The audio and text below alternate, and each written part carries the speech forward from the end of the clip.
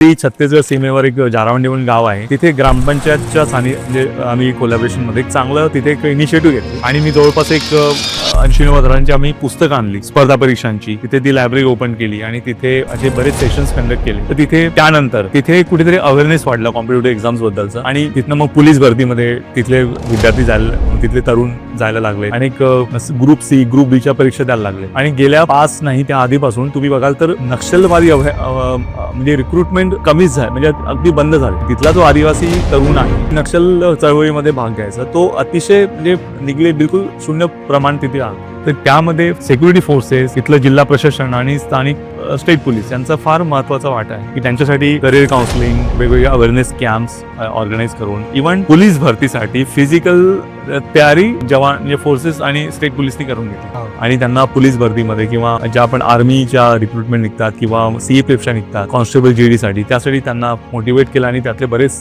तरुण लागले. तर मला असं वाटतं थोडं अवेअरनेस आणि एक चांगलं मार्गदर्शन त्यांना देणं त्यावेळी गरजेचं होतं आणि बराच एक चांगला सकारात्मक बदल मी तिथे स्वतः बघितला आहे.